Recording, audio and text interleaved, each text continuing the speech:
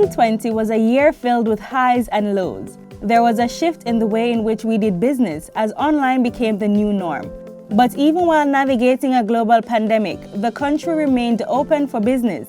Here's our 2020 year in review. If we are to achieve a larger slice of the pie, we need to position our country as a formidable contender. A new risk management standard, JS ISO 31000-2019, was launched to manage hazards in public sector organizations. The launch of this standard today is in keeping with our national policy to achieve a stable macroeconomic environment and to reduce risk and uncertainty in decision-making by economic actors. The National Certification Body of Jamaica, NCBJ, also unveiled its newest certification product, the ISO 22000-2018 Food Safety Management System.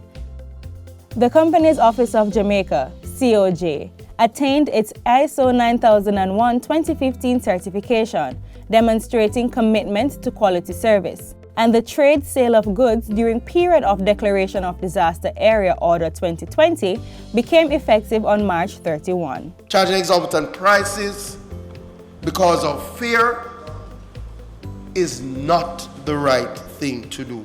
The Cannabis Licensing Authority, CLA, began its journey in 2020 towards achieving ISO 9001-2015 certification.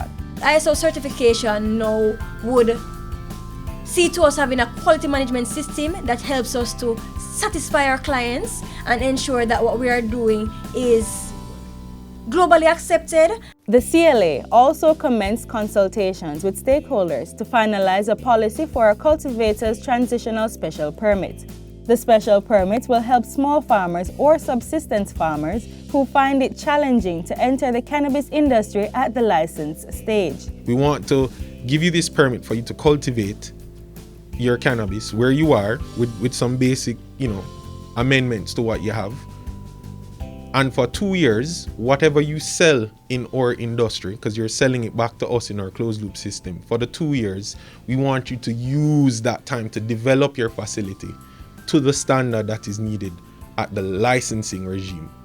So after the 2 years, you can apply for a license. Protocols were also established to facilitate the import and export of cannabis by licensees. 44 pounds of ganja from farmers in a compound were sold under the ministry's Alternative Development Project, which helps traditional cannabis farmers transition into the regulated environment. We've now developed some guidelines for alternative development program, and what we'll be doing in 2020 is looking for more community groups of traditional growers, Rastafarian or not, that we will engage and provide the technical support for them to transition into the medicinal marijuana industry. The Jamaica Single Window for Trade portal was piloted in March and saw increased traffic as the COVID-19 pandemic started impacting businesses. This is a perfect opportunity to allow for persons to be able to access the service of government without the physical interaction. Between June and October, over 8,000 permits were approved on the portal. Meanwhile, JAMPRO launched the first phase of a national business portal to allow for multiple business to government transactions in one online location. The Jamaica Customs Agency introduced a track and trace service to facilitate transparency for traders and their representatives in handling customs declarations. The Jamaica Business Development Corporation, JBDC, launched Things Jamaican e-commerce under the theme Buy Jamaica, Click Jamaica. With more than 2,000 products offered on the website, consumers were able to shop for items online. The ministry later partnered with the JBDC to develop a national craft policy to streamline that industry. Additionally, the National Investment Policy Green Paper and the National 5-Year Manufacturing Growth Strategy were tabled in the House of Representatives. The two documents seek to provide a framework for creating the enabling business environment necessary to attract local and foreign direct investments and to grow Jamaica's manufacturing industry.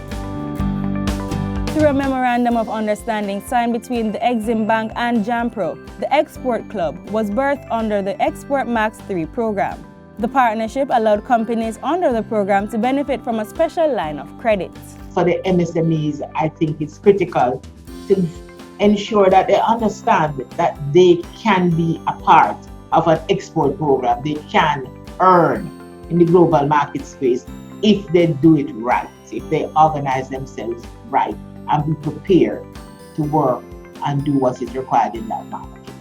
The Development Bank of Jamaica, DBJ, launched the Boosting Innovation, Growth and Entrepreneurship Ecosystems Biggie program.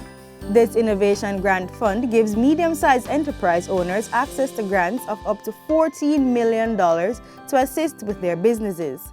To top off the year, Jamaica became the first country in the English-speaking Caribbean to establish a full regulatory body for radiation protection and safety, the Hazardous Substance Regulatory Authority, HSRA.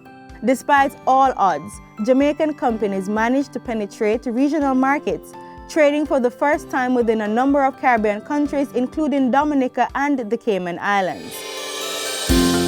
Growth and expansion, Mr. Speaker, constitute the new normal for this sector going forward. 2020 witnessed the Ministry of Industry, Investment and Commerce continuing the work to ensure Jamaican businesses can build forward together.